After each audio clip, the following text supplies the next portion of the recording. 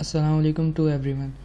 आज का हमारा टॉपिक पाइथन प्रोग्रामिंग लैंग्वेज को यूज़ करते हुए डेटा को रीड किस तरह करना है, डेटा को काउंट किस तरह करना है, डेटा को क्लीन किस तरह करना है और डेटा को विजुलाइज किस तरह करना है। ये आज का हमारा टॉपिक है। और एट द लास्ट हमें बिल्ड रिग्रेशन मॉडल, हमें एक रिग्रेशन मॉडल बनाना है जो प्रिडिक्शन कर सके।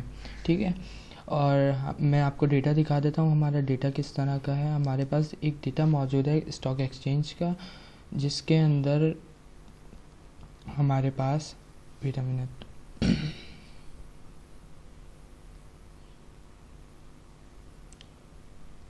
कुछ बैंक्स की डिस्क्रिप्शन मौजूद है बैंक का, और ये बाटा शूज़ का हमारे पास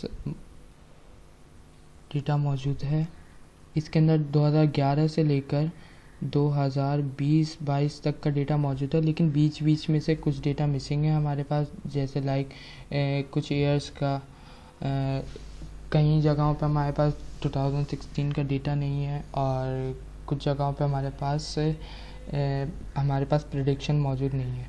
लेकिन फिर हम लोग जैसे ही प्रेडिक्शन की तरफ चलते हैं, अपने क्वेश्चन की तरफ चलते हैं, हमें क्वेश्चन में बोला जाता है predict price of the stock at the close market in year 2016। हमें 2016 के अंदर स्टॉक का क्लोज मार्केट का डेटा हमें प्रिडिक्ट करना है by using Python programming language. Use this यानी स्टॉक एक्सचेंज के हमारे पास एक फ़ाइल मौजूद है, जो फाइल मैंने आपको दिखाई, उसको यूज़ करते हुए एक रिग्रेशन मॉडल बनाना है और प्रिडिक्शन कर सके। जो किसकी प्रिडिक्शन कर सके? क्लोज इन ईयर 2016 की, यानी price of the stock at the close market की प्रिडिक्शन कर सके। और उसके बाद हमें बोला गया है डेटा को रीड भी करें, काउंट भी करें, विजुलाइज भी करें। Where open is price of the stock market. Open जो हमारे पास एक कॉलम बना हुआ है डेटा के अंदर, जैसे ये आपको नज़र आ रहा है, ये ओपन का कॉलम, ये हमारे पास क्या है? Price of the stock at open market है, जो पिछले ईयर्स का है हमारे पास। ठीक है, और हाई के नाम से जो फोल्डर बना हुआ है, ये जो आप देख सकते हैं, हाई के नाम से, लो के नाम से, क्लोज के नाम से और वॉल्यूम के नाम से जो फोल्डर बना हुआ है। हाई के नाम से जो फोल्डर बना हुआ है वो क्या? Highest price reach in the day. Low के नाम से जो फोल्डर बना है, lowest price reach in the day. Close के नाम से जो हमारे पास फोल्डर बना हुआ है, price of the stock at the close market, ये इस चीज़ का डेटा है। और वॉल्यूम के नाम से जो कॉलम बना हुआ है हमारे पास, नंबर ऑफ़ शेयर ट्रेड्स हमारे पास ये मौजूद है। अब इस डेटा को हम किस तरह से रीड करेंगे, काउंट करेंगे, ये आज के वीडियो में हम लोग सीखेंगे। सबसे पहले हमने डेटा को अपने 3 कैटेगरीज़ में डिवाइड कर दिया है। सबसे पहली कैटेगरी है हम डेटा को रीड किस तरह करेंगे और काउंट किस तरह करेंगे। सेकंड कैटेगरी हमारे पास मौजूद है डेटा विजुअलाइजेशन की। डेटा को हम देखेंगे कैसे ग्राफिकल मैनर में प्लॉट किस तरह करेंगे पाइथन के प्रोग्रामिंग लैंग्वेज को यूज़ करते हुए। थर्डली हम रिग्रेशन मॉडल बिल्ड करेंगे, एक जो प्रिडिक्शन कर सके। सबसे पहले हम रीड करेंगे पाइथन के अंदर, जुपिटर नोटबुक के अंदर हम लोग एक किसी भी फाइल को रीड करने के लिए हमारे पास कुछ कमांड्स मौजूद होती हैं, जिसको हम कहते हैं पांडास की लाइब्रेरी। एक लाइब्रेरी मौजूद होती है। अब उस लाइब्रेरी को सबसे पहले हमें इंपोर्ट कराना होता है, ताकि हम उससे रन करा सकें कोई भी अपनी चीज़। ठीक है, तो अब उसको इंपोर्ट किस तरह करेंगे देख लीजिए। इंपोर्ट, हम एक कोड लिखेंगे, इंपोर्ट पांडास एज PD। उसके साथ साथ हमें पता है हम लोग न्यूमेरिकल डेटा अपना सॉल्व कर रहे हैं। न्यूमेरिकल डेटा से मतलब इंटीजर्स में जो हमें नंबर गिवन हो 1 2 3, इसलिए जो भी हम चीज़ यूज़ करेंगे न्यूमेरिकल डेटा के लिए पाइथन के अंदर, तो उसको रीड करने के लिए, उसको मल्टीप्लाई डिवाइड करने के लिए हमारे पास एक और लाइब्रेरी यूज़ होती है, वो होती है numpy की। और क्योंकि हम न्यूमेरिकल डेटा यहाँ पे सॉल्व करेंगे, तो हम numpy की लाइब्रेरी भी इंपोर्ट करा देंगे। इंपोर्ट numpy की library, numpy as PD, sorry NP के नाम से हम इसको इंपोर्ट करा देंगे। ये अब हमारी लाइब्रेरीज ऐसी लाइब्रेरीज होंगी जो हमें डेटा को रीड करने में और डेटा को काउंट करने में काम आएगी। सबसे पहले हम एक डेटा फ्रेम बना लेंगे। डेटा फ्रेम आप लोगों को पता ही होगा क्या होता है। डेटा फ्रेम जिसके अंदर हम लोग अपना डेटा को इनपुट कराते हैं पाइथन के अंदर। डेटा फ्रेम हमने df के नाम से बना लिया, शॉर्ट फॉर्म डेटा फ्रेम की df के नाम से हमने बना लिया। pd हमारे पास इसलिए यूज़ होता है कि हमने इंपोर्ट कराया है पांडास को एज pd के नाम से, तो हम वो pd यूज़ करेंगे। उसके बाद हम क्या करेंगे, सबसे पहले डेटा को रीड करना चाह रहे हैं। अब हम डेटा को सबसे पहले रीड किस तरह करेंगे, रीड अंडरस्कोर हमारी फ़ाइल क्योंकि एक्सेल की फ़ाइल है तो एक्सेल की फ़ाइल को हम उसके फॉर्मेट के हिसाब से यूज़ करेंगे, तो CSV हम उसका फॉर्मेट लिख देंगे। उसके बाद उस फाइल का नाम लिखेंगे। हमारे फाइल का नाम कहाँ लिखा हुआ आ रहा है, सबसे ऊपर हमारे पास ये फाइल का नाम लिखा हुआ आ रहा है स्टॉक एक्सचेंज फाइल का नाम है, तो हम फाइल का नाम स्ट्रिंग्स के अंदर लिख देंगे स्टॉक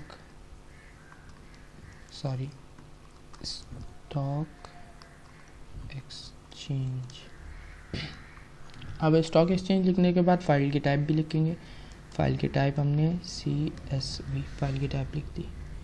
अभी हमने रन कराया, हमारी ये फाइल रन हो गई। अब हमें ये पाइथन के अंदर रन हो चुकी है, लेकिन हमें पता नहीं है कि किस तरीके की रन हुई है, इसको नज़र किस तरह का आना चाहिए। हम सबसे पहले उसको देखने के लिए अपर बाउंड्रीज उसके देखने के लिए कि वो दिखती किस तरह की है पाइथन में कन्वर्ट होने के बाद, पाइथन प्रोग्रामिंग लैंग्वेज में आने के बाद। अब हम डेटा फ्रेम को कॉल कर लेंगे, डेटा फ्रेम डॉट हेड हमारे पास एक फंक्शन होता है जो शुरू की 5 लाइंस का हमें डेटा बता देता है। भाई शुरू की 5 रॉस और शुरू की 5 रॉस का डेटा बता देता है और कॉलम जितने भी हमारे डेटा में मौजूद होंगे वो बता देगा। अब हमने रन कराया, ये रन होने के बाद हमारे पास इस तरह का डेटा आया। देखें जिस तरह का उस स्टॉक एक्सचेंज के एक्सेल फाइल में आ रहा था, ये वही डेटा हमारे पास एक्यूरेटली किस फॉर्म के अंदर आ गया पाइथन प्रोग्रामिंग लैंग्वेज में, लेकिन शुरू के 5 कॉलम्स उसने बता दिए हमें। अब हमने देख लिया, सबसे पहले हमने भाई हेडिंग तो देख ली, यानी स्टार्टर तो देख लिया हमने किस तरह का है। अब हम चेक करना चाहते हैं भाई एंड तक डेटा ऐसे ही मौजूद है कि नहीं मौजूद। हम उसके लिए एक चीज़ यूज़ करते हैं, वो डॉट टेल का फंक्शन हमारे पास पाइथन में मौजूद है। वो आखिर की 5 का बता देगा, आखिर की 5 ये हमारे पास डेटा मौजूद है UBL का। शुरू में हमारे पास बाटा का डेटा मौजूद है, सिंबल्स के अंदर लिखा हुआ नज़र आ रहा है ये, और ये यहाँ पे हमारे पास UBL का डेटा मौजूद है। ये UBL एक बैंक है, ठीक है। अब हमने डेटा को रीड करना शुरू कर दिया। अब हमें पता चलना शुरू हो गया डेटा के अंदर हमारे पास क्या क्या है। डेट भी लिखी हुई है आगे, open high low close volume के बारे में मैं आपको पहले बता चुका हूँ कि ये क्या चीज़ होती है। यहाँ पे ऊपर लिखा हुआ भी है। ओपन क्या है, price of the stock at open market. ये सारी चीज़ें हम रीड करना शुरू कर दिया है हमने अब डेटा को। उसके बाद हम नेक्स्ट स्टेप में क्या करेंगे कि अब हम देखना चाहते हैं भाई कॉलम्स तो हमें नज़र आ रहे हैं डेटा के, 1 2 3 4 5 6 7 कॉलम्स हैं हमें नज़र आ रहे हैं, लेकिन हमें रॉज नज़र नहीं आ रही कितनी है। रॉज हमारे पास यहाँ पे शो हो रही है लास्ट की 3472, यानी ये बहुत अच्छा बहुत बड़ा डेटा हमारे पास मौजूद है। तो हम उसको पूरा देखना चाहते हैं कि किस तरह का देखें हम, हमारा डेटा दिखता किस तरह का है, कितनी रॉज है, उसमें कितने कॉलम है। तो हम लोग एक फंक्शन यूज़ करते हैं df.shape।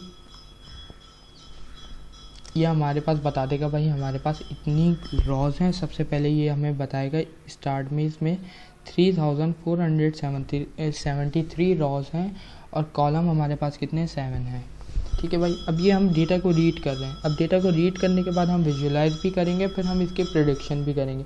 ये बहुत आसान सी लैंग्वेज है, एक लाइन के अंदर आपके आंसर आते रहेंगे, फ़ौरन आपको पता चलता रहेगा। अब हम वैल्यूज़ काउंट करना चाहते हैं भाई सिंबल्स के अंदर हमारी कितनी वैल्यूज़ हैं, डेटा में हमारी कितनी वैल्यूज़ हैं, कोई वैल्यू मिसिंग तो नहीं है भाई। हमें ये बता दो कि इसके अंदर टोटल वैल्यूज़ कितनी है। यानी इसके जैसे फॉर एग्जांपल ये UBL का डेटा है और बाटा का डेटा है, ये हमारे पास बहुत सारे डेटास मौजूद हैं। अब इसमें से कोई मिसिंग वैल्यू तो नहीं है। अब हम देखना चाहते हैं कि भाई कोई वैल्यू मिस तो नहीं है, तो हम क्या करेंगे, इस डेटा फ्रेम को कॉल करेंगे। डेटा फ्रेम को कॉल करा df, फिर डॉट लगा के हम लोग आगे लिख देंगे काउंट करके बता देगा भाई इसके अंदर कितना डेटा है, कोई डेटा मिस तो नहीं है हमारे पास। इसमें हमने रन कराया, हमारे पास 3473 हर एक में, सिंबल्स में भी, डेटा में भी, ओपन में भी, हाई लो क्लोज वॉल्यूम, यानी हमारे पास डेटा कोई मिसिंग नहीं है। अब मिसिंग नहीं है। अब लेकिन हमें फिर भी एहतियाती तौर पे हम चेक करेंगे आगे जाके कि वाकई में तो कोई मिस नहीं है। वैसे ये बताता तो बिल्कुल सही है, लेकिन फिर भी हम चेक करेंगे ताकि आप लोगों को सीखने को एक चीज़ मिल जाए। ठीक है, उसके बाद अब ये हमने एक साथ तो सारे डेटा को कॉल कर लिया। बाज़ औक़ात हमें ज़रूरत पड़ती है अलग अलग किसी चीज़ को कॉल करने की, कि अलग अलग हम लोग डेटा को कॉल करें। जैसे सिंबल्स के कॉलम को हम अलग से कॉल करें, डेटा के कॉलम को हम अलग से कॉल करें, ओपन के कॉलम को हम अलग से कॉल करें। तो इसके लिए हमारे पास एक लाइन ऑफ कोड यूज़ होता है, df डॉट सिंबल। जैसे फॉर एग्जांपल हम सिंबल को रीड करना चाहते हैं, अभी सिंबल्स को हम लोग लिखेंगे डॉट काउंट। सिर्फ हमें एक एक्स्ट्रा चीज़ यूज़ करनी पड़ेगी, डॉट काउंट से पहले हमें सिंबल्स का नाम लिखना पड़ेगा और उसके आगे ब्रैकेट बना के हम लोग रन करा देंगे। हमें बता दिया भाई इसने 3473 आपके पास वैल्यूज़ हैं, और जो कि हम लोग पहले ही देख चुके हैं सारे को एक साथ कि हमारे पास ये डेटा मौजूद है। ठीक है, उसके बाद हम डेटा की टाइप चेक करेंगे कि डेटा हमारा किस टाइप का है, किस में क्या क्या चीज़ें हैं। ठीक है, उसके बाद हम लोग एक लाइन ऐड कर लेते हैं, कुछ लाइन्स।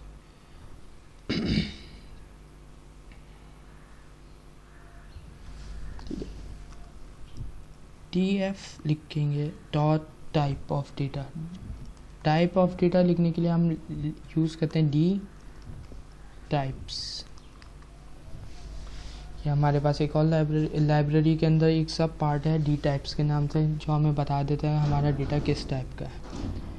इसने हमें बताया सिंबल्स के डेटा के अंदर आपके पास ऑब्जेक्ट्स मौजूद हैं जिसको वो रीड नहीं कर पा रहा, यानी अल्फ़ाबेटिकल ऑर्डर में चीज़ें मौजूद हैं हमारे पास। और डेट के कॉलम में इंटीजर्स मौजूद हैं, और ओपन, हाई, लो, वॉल्यूम और क्लोज के उसके अंदर हमारे पास फ्लोटिंग डेटा मौजूद है, यानी पॉइंट्स के अंदर डेसिमल प्लेसेस के ऊपर डेटा मौजूद है हमारे पास। उसके बाद हम चेक करेंगे कि भाई सिंबल्स के अंदर ऑब्जेक्ट हमारे पास हैं, तो कौन कौन से ऑब्जेक्ट हैं हमें पता होना चाहिए भाई हमारे पास कौन कौन से ऑब्जेक्ट मौजूद हैं, क्या क्या चीज़ें हैं जो ये रीड नहीं कर रहा। तो हम सबसे पहले देखेंगे, हमें df अपने डेटा फ्रेम को कॉल करा देंगे। उसके बाद हम सिंबल्स, क्योंकि सिंबल्स के अंदर हमारे पास डेटा ऐसा मौजूद है जो रीड नहीं हो रहा, सिंबल। फिर उसके अंदर हम लोग यूनिक वैल्यू लिखेंगे। यूनिक वैल्यू का कोड होगा NIQUE। इसने हमें बता दिया हमारे पास ये वैल्यूज़ मौजूद हैं, बाटा, HBL, MCB, PLCL और हमारे पास UBL। हमारे पास ये सारी डेटा मौजूद है जो वेरिएबल्स की फॉर्म में नहीं है, इंटीजर्स की फॉर्म में नहीं है, अल्फ़ाबेटिकल ऑर्डर में है। यानी हमारे पास ये 5 चीज़ें ऐसी मौजूद हैं, 1 2 3 4 5, टोटल 5 चीज़ें ऐसी मौजूद हैं जो इंटीजर्स की फॉर्म में नहीं है। ठीक है, अब हम फॉर एग्ज़ाम्पल ये तो हमने देख लिया भाई हमारे पास 1 2 3 4। अब हम इसकी वैल्यूज़ काउंट करना चाहते हैं। अभी तो हमारे पास ये खाली 5 है, हम तो ऐसे ही रीड कर सकते हैं 1 2 3 4 5, ये बहुत सारे भी हो सकते हैं। तो हम उनकी वैल्यूज़ काउंट करना चाहते हैं भाई, टोटल उनकी वैल्यूज़ कितनी है अलग अलग जो हमारे पास अल्फ़ाबेट्स हैं। अब उसको काउंट करने के लिए हम लोग सबसे पहले क्या करेंगे, और df लिखेंगे, अपने डेटा फ्रेम को कॉल करेंगे। उसके बाद हम लोग स्क्वायर ब्रैकेट लगाएंगे,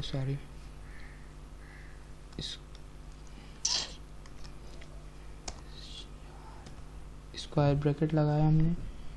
स्ट्रिंग के अंदर सिंबल लिखेंगे क्योंकि हमारे कॉलम, हम सिंबल के कॉलम के अंदर घुसना चाह रहे हैं और उसको रीड करना चाह रहे हैं। अब हम उसके आगे लिख देंगे n यूनिक ऐसा फंक्शन है हमारे पास पाइथन के अंदर जो हमें सिर्फ उसकी वैल्यूज़ काउंट करके बता देता है।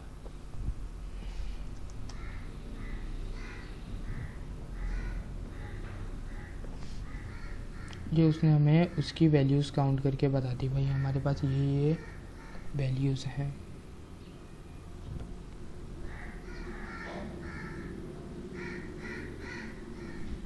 ठीक है, लेकिन अब n यूनिक के आगे देखिए हम लोग एक ब्रैकेट लगाएंगे। जो हमें बिल्कुल एक्यूरेटली वैल्यू बता देगा भाई हाँ ये वैल्यूज़ है। वरना अगर ये हम ब्रैकेट नहीं लगाते तो ये हमें क्या बताता, तमाम उसके बाटा यूपीएल जितने भी हमारे पास वो कॉलम्स में मौजूद है। ठीक है, अब हम इसके आगे ब्रैकेट लगाएंगे तो ये हमें बता देगा कि आपके पास 5 चीज़ें मौजूद है, जैसा कि हम लोग देख चुके हैं डेटा के अंदर। बाटा, एचपीएल, एमसीपी, एलसीएल और यूपीएल बैंक का हमारे पास डेटा मौजूद है। ठीक है, और ये इसने हमें काउंट करके बता दिया टोटल ये हमारे पास कितने हैं, 5 चीज़ें मौजूद हैं। उसके बाद हम देखेंगे, क्योंकि हम तो पहले तो देख चुके हैं कि इसके अंदर हमारे डेटा के अंदर कोई मिस्टेक नहीं है, लेकिन फिर भी for the sake of knowledge हम लोग चेक करेंगे कि इसके अंदर कोई डेटा मिसिंग तो नहीं है।